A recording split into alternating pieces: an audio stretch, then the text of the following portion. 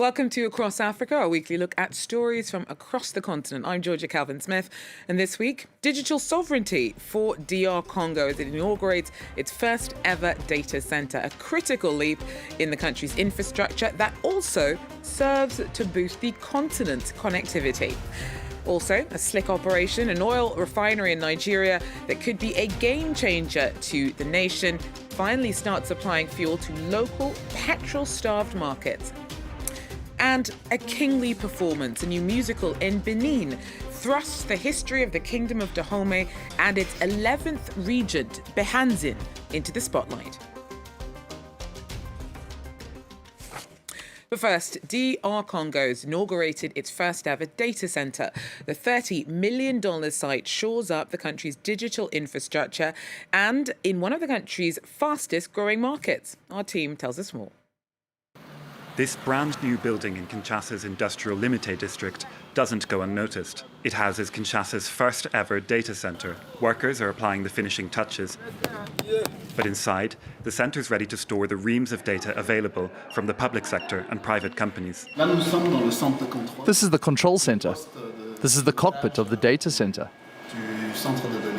This is where the servers and machines are monitored 24 hours a day. We monitor the temperature in the server room, the battery room, and the power distribution rooms. If the temperature rises above 24 degrees, we get an alert that there is a problem, and we take immediate action. Running a data center is a steep challenge in a poor tropical country where power cuts are a regular occurrence. Extra safeguards had to be found to ensure the center can operate continuously. We started with dedicated lines, clean lines, medium voltage lines, double lines, which come from two distinct production sources. The Inga Dam, which serves the first line, and the Zongo Dam, which serves the second line, which is here. For now, there's enough storage space. But this centre alone won't be able to satisfy future demand in DR Congo, which currently stores much of its data abroad. The Congolese administration, which still often works with paper, wants to turn digital. It's going to need ample space to store citizens' data. The very essence of a state is to ensure that Congolese data is managed in Congo by Congolese people using infrastructure that's in the country and under Congolese jurisdiction.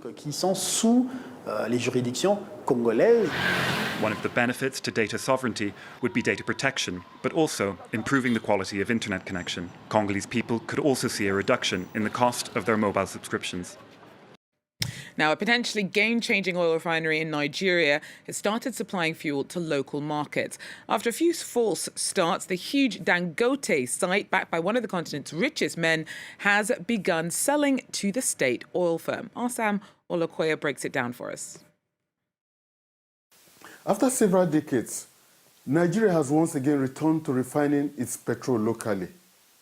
Although Nigeria is Africa's largest crude oil exporter, it has been importing its petrol because the four government-owned refineries are not functioning.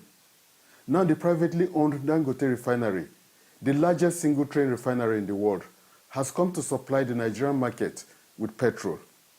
Nigeria's reliance on imported petrol has caused frequent scarcity of the product, leading to long queues of motorists at pump stations. Even when available, the imported petrol can be very expensive, selling beyond what many Nigerians can afford. The price of petrol has of recent gone so high that government workers in some states have been asked to work from home. This is to reduce the hardship they face with transportation. In Edo State, the resumption of schools has been postponed indefinitely due to the high price of petrol. Nigerians hope that supply from the Dangote refinery will solve the protracted problem of petrol scarcity. They also hope that the price of the product will come down. But in a country where vested interest frustrated the government-owned refineries from operating so that the lucrative business of imported petrol can thrive, some Nigerians say the Dangote refinery must be mindful of these interest groups if it must succeed, where four government-owned refineries failed. Thanks, Sam. Now, Burkina-based strongman Iron Bibi was met by a hero's welcome when he headed back home this week following a triumphant showing in the UK. The victor of the log lift title there has a string of other wins under his belt as well, and his countrymen have not forgotten that. Clarice Fortuné tells us more. He did it once again. And for this, he received a hero's welcome on his return to Ouagadougou. Iron Bibi is still the strongest man in the world. A few days ago in Birmingham, Sheikh Ahmed Al Hassan broke his own world record in a log lift by lifting 231 kilos. He's now back home to present his trophy, greeted by ministers and by his adoring fans. The 32-year-old Colossus is 1.90 meters tall and weighs 180 kilos. But that doesn't mean he doesn't get the jitters, fear which he transforms into his secret weapon. A week before, I was scared. But as I say, the more risk there is, the more excited I get, the harder I work. So it was a challenge, and I love challenges. Iron Bibi discovered bodybuilding in 2009 at the age of 17. 4 years later, his strength was impressing people in the industry, who were surprised that an amateur could lift such heavy weights. He quickly climbed the ranks to become log lift world champion. He hopes his prowess will inspire many others. The young people who have seen this now see that you can earn a living doing this sport, and that's my way of motivating them too. A true icon in his homeland, Iron Bibi was at the root of the discovery to log lift in Burkina Faso and West Africa. With a fifth world championship title, the man, nicknamed the world's strongest man, enters a little more into the history of his sport. Well, in Zinda in Niger, recent floods did little to deter the faithful from around the country flocking to the city over the week for the Muslim celebration of Mahled. The local sultan has historically always been central to the region's unique history and festivities, and little has changed today, as our team discovered. Take a look.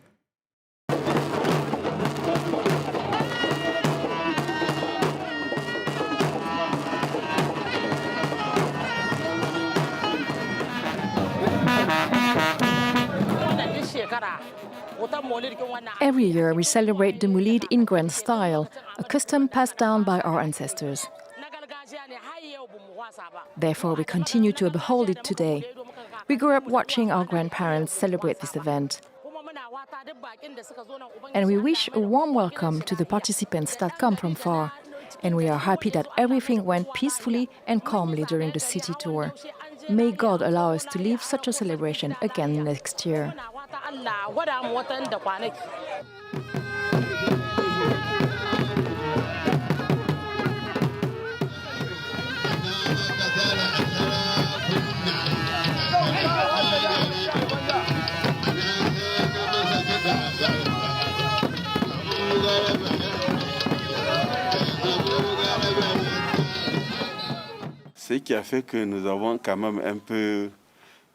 We lowered our expectations for this edition because of the floods and the losses it caused recently. And we want everyone to have a better year until the next prophet's birthday. We wish everyone lots of luck this year.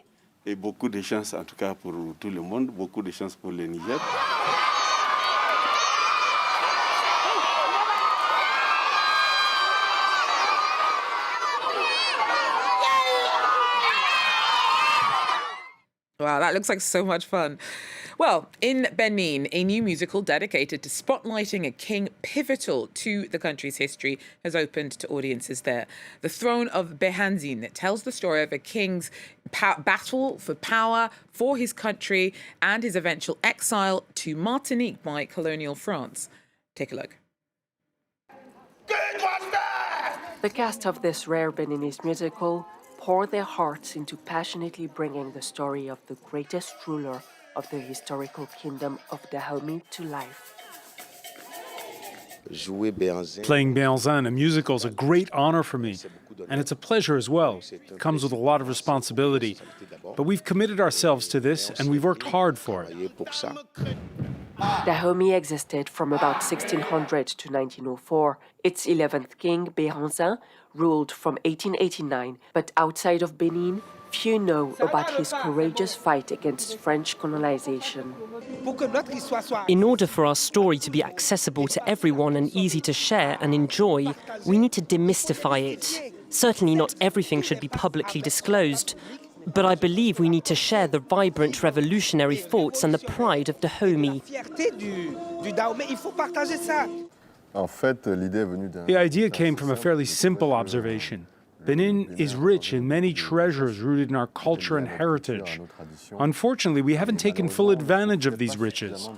Films like Woman King and even Black Panther draw a lot from our history. In any case, Hollywood in general makes a significant amount of money from our culture, and ultimately, Benin does not benefit from it directly. The musical is called The Throne of Benins and features many historical figures such as the progressive king Adondozan and the Agoji, a group of women who chose to forgo love and dedicate their lives to the kingdom.